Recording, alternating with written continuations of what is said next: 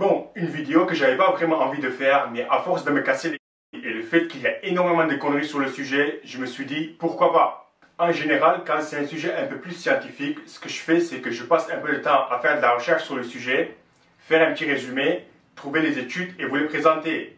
Mais le souci ici, c'est qu'il y a tellement de conneries sur tout ce qui concerne l'équilibre acido-basique que je ne pouvais pas faire ça.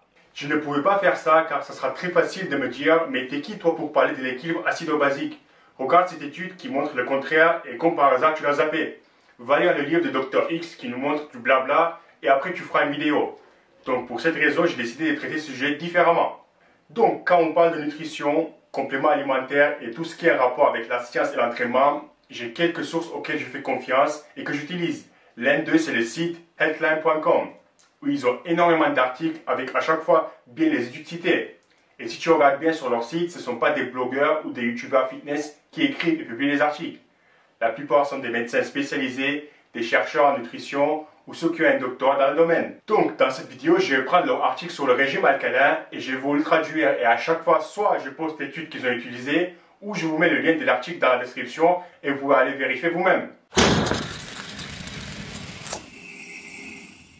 Donc cet article, beaucoup de personnes pensent que remplacer des aliments acides avec des aliments basiques améliore la santé. Ils disent que ça peut guérir certains types de cancers ou même causer des miracles au niveau de santé.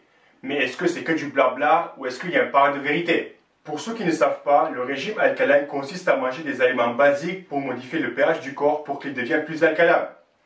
En fait, ce qui se passe, c'est que quand vous mangez des aliments et le corps essaie de les métaboliser pour les utiliser comme source d'énergie, vous brûlez les aliments. Lorsque vous brûlez ces aliments, votre corps laisse un résidu, comme quand vous brûlez du bois dans un four. Ils disent aussi que ce résidu affecte directement l'acidité de votre corps. Donc si vous mangez des aliments acides, les résidus vont être acides. Pareil avec les aliments basiques ou les aliments neutres. On pense que les résidus plutôt acides vous rendent vulnérables aux maladies, tandis que les résidus alcalins est considéré comme protectrice. En choisissant des aliments plutôt alcalins, vous devez être en mesure d'alcaliniser votre corps et améliorer votre santé. Quand on parle de la diète alcaline, il est important de comprendre la signification de la valeur du pH. La valeur du pH varie de 0 à 14. Entre 0 et 7 c'est acide, 7 c'est neutre et 7 à 14 c'est alcalin. Ou souvent on dit basique. Beaucoup qui vous parlent de l'équilibre acido-basique suggèrent que les gens surveillent la valeur du pH de leur urine en utilisant des bandelettes de test pour vérifier si c'est bien basique et pas acide. Mais c'est important de savoir c'est que la valeur du pH varie considérablement dans le corps. Certaines parties sont acides et d'autres sont basiques et il n'y a pas de niveau défini. L'estomac est chargé d'acide chlorhydrique, un pH entre 2 et 3,5, très acide. C'est nécessaire pour décomposer la nourriture. De l'autre côté, le sang humain est toujours légèrement basique, avec un pH entre 7,35 et 7,45. Si la valeur du pH sanguin tombe hors de la plage normale, c'est-à-dire moins de 7,35 ou plus de 7,45, c'est qu'il y a un gros souci et tu vas bientôt mourir si tu n'essayes pas de régler le problème le plus rapidement possible. Ça n'arrive que pendant certains états pathologiques.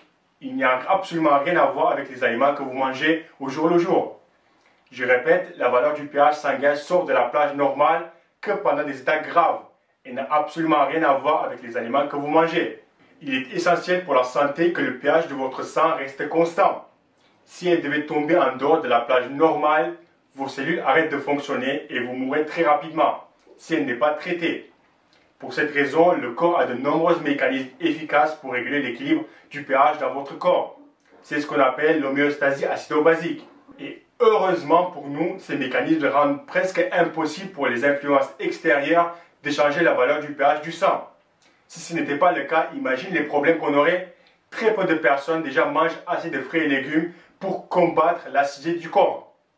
Le fait est que la nourriture ne peut tout simplement pas changer le pH de votre sang. Point. Par contre, la nourriture peut certainement changer la valeur du pH de l'urine, bien que l'effet soit peu fiable. C'est en fait une des principales façons dont votre corps régule le pH sanguin, en extraitant l'acide dans votre urine. Mangez un gros steak et plusieurs heures plus tard, votre urine sera plus acide, de l'acide que le corps enlève de votre système. Par contre, le pH de l'urine est en fait un très mauvais indicateur du pH global du corps et de la santé générale. Il peut être influencé par de nombreux facteurs d'autres que l'alimentation. Donc même si vous utilisez des bandelettes de test et que vous constatez que votre urine est devenue alcaline, cela a très peu, voire pas du tout d'importance pour l'alcalinité de votre corps ou votre état de santé général. Très rapidement, je vais résumer l'acidité du corps avec l'ostéoporose et le cancer que beaucoup en parlent. Beaucoup qui rencontrent de la merde disent que pour que le corps maintienne un pH neutre, le corps prend des minéraux alcalins comme le calcium de vos os pour amortir les acides provenant des aliments acides que vous mangez. Le problème flagrant de cette théorie, c'est que la fonction des reins est complètement ignorée. Nos reins sont fondamentaux pour éliminer les acides et régler le pH corporel. C'est l'un de leurs rôles principaux. Les reins produisent des ions bicarbonate qui neutralisent les acides dans le sang. Un processus durable qui permet au corps de régler le pH sanguin. Notre système respiratoire est également impliqué dans le contrôle du pH sanguin. Lorsque les ions bicarbonate provenant des reins se lient aux acides dans le sang, ils forment du dioxyde de carbone que nous expirons. Les os ne sont pas du tout impliqués dans ce processus. Vous pouvez aller voir l'article, il y a pas mal de détails pourquoi avec les sources, mais contrairement à la croyance populaire, les régimes riches en protéines, formation d'acides, sont en réalité liés à des os plus sains et plus solides. La revue la plus complète disponible sur la relation entre l'acidose induite par le régime alimentaire et le cancer a conclu qu'il n'y a pas de lien direct.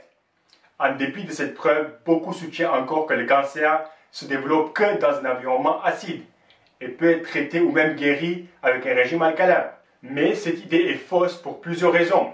Tout d'abord et surtout, comme mentionné précédemment, la nourriture ne peut pas influencer le pH sanguin.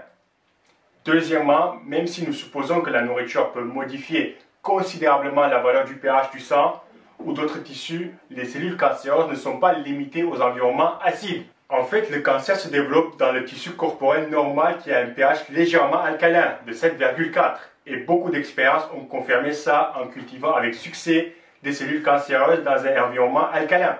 Même si les tumeurs se développent plus rapidement dans les environnements acides, les tumeurs créent elles-mêmes cette acidité. Ce n'est pas l'environnement acide qui crée le cancer, c'est le cancer qui crée l'environnement acide. Donc, pour résumer, suivre un régime alcalin est en réalité une bonne chose, car ça t'encourage de manger plus de fruits et légumes et moins des aliments transformés, ce qui n'est pas une mauvaise idée pour la santé, surtout que la plupart des gens mangent très mal. Donc, les encourager de manger plus de fruits et légumes est une excellente idée. Mais par contre, de leur dire qu'il faut manger des fruits et légumes pour alcaliniser le corps ou combattre les effets d'acidité ou que ça va te guérir de je ne sais pas quelle maladie, alors là, je ne suis pas d'accord. Trouve un autre moyen d'arnaquer les gens avec tes e-books, tes livres, conférences, stages, jus de détox et je ne sais pas quel autre moyen qui existe. Voilà, merci et à la prochaine vidéo.